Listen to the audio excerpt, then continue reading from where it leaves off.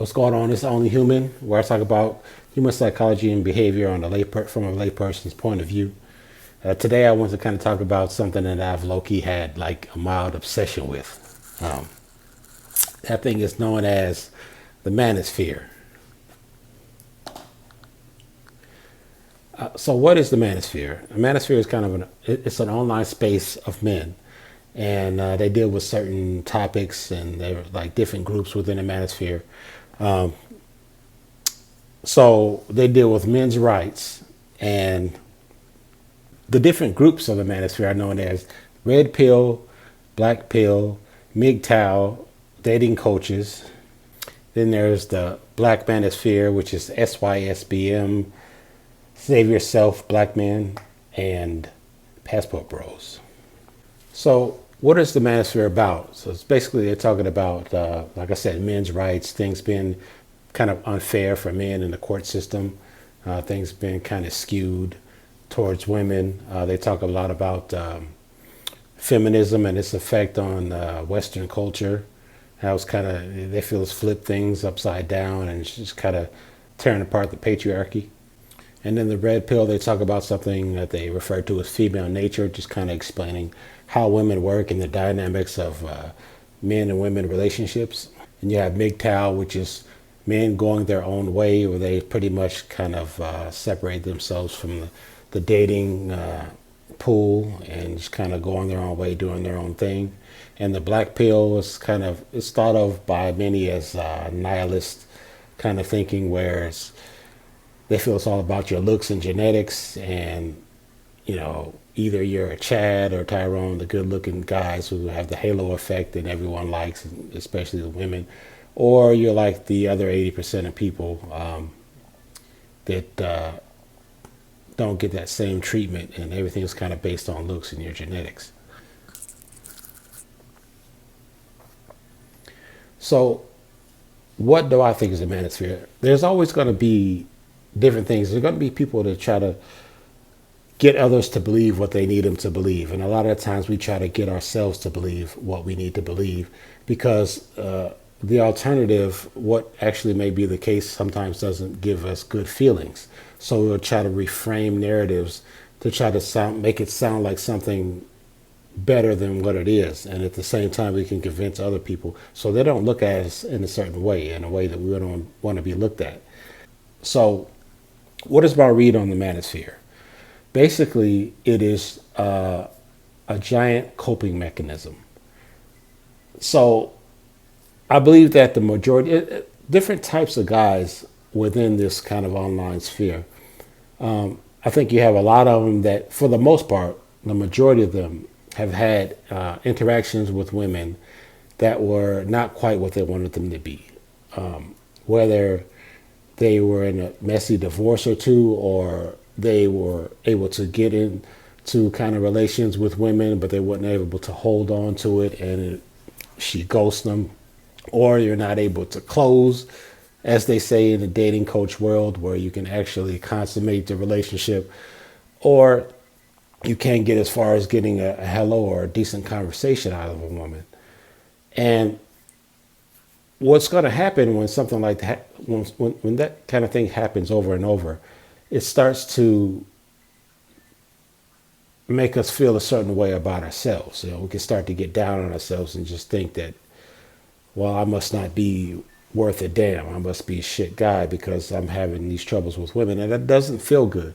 And also, there's kind of a feeling where people are looking at us like, oh, you can't get any women. It feels like people are looking at us in a way like they think we're pathetic. And I feel like the manosphere is a way to try to reframe this whole narrative to make you think that no, it isn't that they're having issues with women. It's just that women are inherently flawed, which is, to me, utterly irrational and ridiculous. So I think most of us are familiar with the idea of, it's when two people are breaking up, one feels one more than the other does, and that one that's kind of breaking it off implores the old "it's not you, it's me" kind of trick.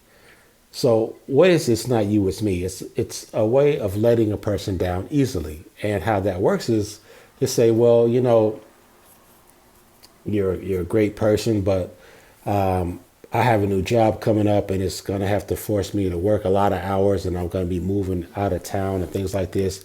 So the person that's hearing this is like, okay, well, yeah, I could see, I see what you mean there. There's nothing we can do about that. It had nothing to do with me. It just wasn't working out for these reasons. As opposed to, someone breaking it off with a person without putting that spin on it, that person can kind of not only feel the sting of losing that person that they had an interest in, but they kind of feel like, what's wrong with me? Why did this person leave me? Why did they ghost me? And especially if this happened, time and time again, we can start to internalize feelings about ourselves that aren't too positive, and that just makes us feel bad. So it was kind of idea to kind of reframe the narrative to say, how can I turn this around so I don't feel so bad and I don't look so pathetic to other people. Let's see. It's not me. It's actually them. Well, what about them? What can I say? Well, I have to come up with something that would explain why it's them. Let's see. They're just fucked up. They're inherently flawed creatures. Half of the damn population, this female species, is inherently, completely, and totally flawed. And that's why there's a problem. It's not me at all. It's just all of them. So I'm good. Yeah, I think I'll roll with that. That sounds like something that works. That feels a lot better, and it makes me look a lot better. So what am I going to call this? Let's give it a name. Let's just call it female nature. So there's this whole false narrative that someone in the early manosphere came with to try to explain his situation away by saying that it's actually women that are inherently flawed and just crap species of human. Now, personally, I feel like if a guy is having some kind of problem, issues, or they're kind of struggling with women, I don't think that that makes you a piece of shit. I don't think that that makes you a worthless individual. I don't think that makes you pathetic. What's important is how you handle the situation. And the way the manosphere deals with it is basically scapegoat and blame the other party involved. So it kind of takes it off of them. And they don't feel so bad about themselves because it's the other party that's just flawed. There's nothing you can do about it. So other males that were having these same kind of problems, they heard it and they say, yeah, that sounds good. Yeah, I like that. I'm going to adopt that same thing. It's not me. It's actually them that's flawed. Yeah, I like that. And it makes them feel a lot better about themselves. Personally, like I said, I don't believe you're a piece of shit just because you're having troubles. I don't think you're pathetic. A lot of the times it's going to be something that you're going to figure out. Maybe you're going to grow into your body, into your face. You're going to socialize more and more with people in general, and you'll get better at that. But kind of scapegoating and saying that it's the other half the population that is just kind of messed up is utterly ridiculous, in my opinion. Another aspect, something that draws people into the manosphere is, I think it's kind of a sense of community. Like if you've been having struggles, you've been struggling with women, if you've been having bad outcomes with women, it kind of just things in general that turn out bad. If you feel like it's just you, it's just really isolating, and it makes it seem a lot worse. Then you look online and you find out that you're not the only one, or you hear other people talking about the same thing that you're dealing with. You can deal with it a lot better. There's suddenly a sense of community.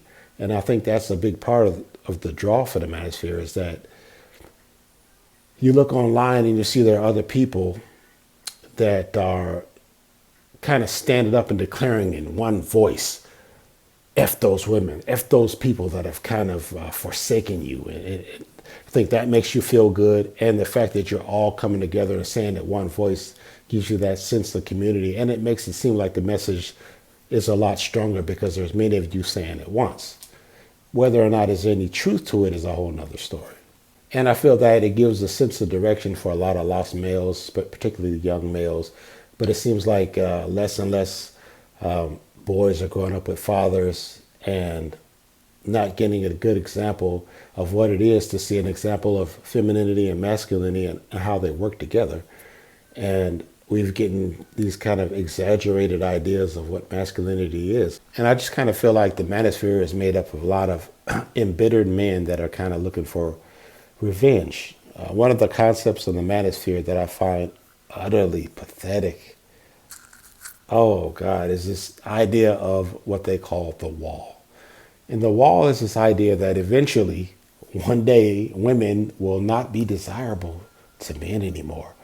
And it's almost like this feeling of one day you'll know the pain of rejection that I felt from people like you. One day you'll know this pain. And it's like they look forward to this day and somehow they can rejoice in your misery because you can no longer attract a man. And it's like they've said it at this age earlier. I think it was somewhere in the mid 30s. Like the wall hits around 35, whatever, and it just seemed to get younger and younger every year. It's almost like it wasn't happening fast enough. It's like, okay, one day she's gonna hit the wall. It's coming. If she's gonna hit that wall, it's not happening fast enough. I'm not getting any satisfaction from this. So instead of 35, let me drop it down to 32.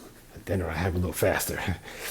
Still not happening fast enough. I'm making 30. And it's like they kept making it the year of the wall earlier and earlier until eventually they're going to have you hitting the wall the minute you hit puberty, ladies. It's just ridiculous. It's just like they're just going to be sitting around waiting for you to hit this mythical wall so they can pop out of nowhere and say, and somehow they have their revenge, and it just gives them this feeling of like they've been vindicated. Now you feel the pain of rejection that they felt most of their lives, even though the whole idea was the wall is a myth. Manosphere dudes, you know damn well women are always going to be desired. We're always going to want them. Come on, bro. You know it's some bullshit. Like you're just going to sit around waiting for them to hit this day. What are you going to get? What are you going to get out of that? Say you see a woman walking down the street, she's hit the edge of the wall, and we're just going to look at her and say, she's hit the wall. Yeah, you just suddenly feel good about that. Now what do you get out of that? I don't understand. It's utterly pathetic, in my opinion. And they will live vicariously through these content creators to just kind of shit on women. I mean, look at Kevin Samuels, who just blew up out of nowhere, I think in 2020. How did he become popular? Because he told a woman that she was average at best. So it was this idea, oh, he cut her down. Ooh, he told her the truth. Yeah, and it was like, here's this guy, an elder, who actually had the balls to kind of frankly say this to the woman, and they really admired that because a lot of them have zero balls.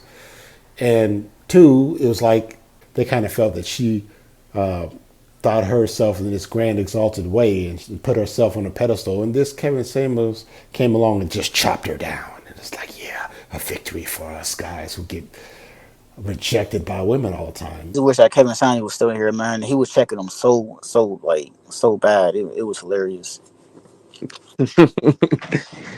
Same thing with these guys, Fresh and Fit.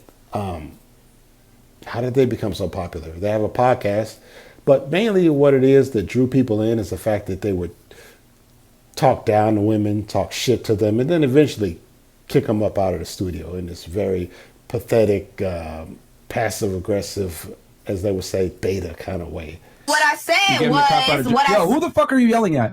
what I Who are you said yelling at? because I don't like what you're doing here. Let's set some ground rules. Do not ever yell at me again. Don't do that. Do not fucking yell at me. I don't know who the hell you think you are. Don't cuss at me. Yo, get the fuck off the show, bro. Nigga, fuck you. Man, get me off the show. Get the fuck off the show. Get me off the show. In the manosphere is what I refer to as pseudo conservatism, and also there's kind of pseudo traditionalism. What do I mean by that? They kind of latch on to this idea of being conservative and tradition, and I don't think they really give a shit about being conservative or tradition. I think what it is they feel that they would benefit from things the way they were. So they always kind of harken back romantically to the past, maybe the 1930s, 40s, 50s, where women didn't have a lot of opportunities, and they were kind of taught to find a husband and be a good wife and a homemaker. And there wasn't an emphasis on going to schools of higher learning and getting a degree. And even if they did, they didn't have the opportunities that we did as men in the workforce. And when they got in the workforce, it was known they didn't make as much as us for the same or similar jobs. So when they were in these unions, even if they wanted to separate themselves from them, you had kind of a stigma against divorce. You were taught that you work it out, you stay with your husband. And so there was that stigma associated with things like divorce and breaking up. I feel as though these guys think that if things still were the way they were in the past, that would give them some type of leverage so they can get and keep a woman. So if a woman is taught that, you finish high school and then you find a husband and you get married and you have children and you become a homemaker, I feel like they feel that they would benefit from women learning this, so that they are looking for a husband. Also, they're looking for a husband where they won't be in a position to separate themselves from that situation if she finds that this person doesn't measure up or they don't actually get along. So that stigma against divorce will keep her there, and the fact that she's taught to find a husband will help them find a woman. And then, keep her. And I feel like because women have become more empowered and, they're getting educations and they're getting equal pay and more opportunities in the workforce, that they're losing and have lost their leverage. And the guys that don't fare well with women usually are being kind of priced out of the so-called market. And they would do a lot better if things were the way they were in the past, decades ago. So I feel like they kind of romanticize the idea of tradition and conservatism when I don't believe that they really give a shit about that. I just think they feel that they would benefit from it. So it's kind of pseudo.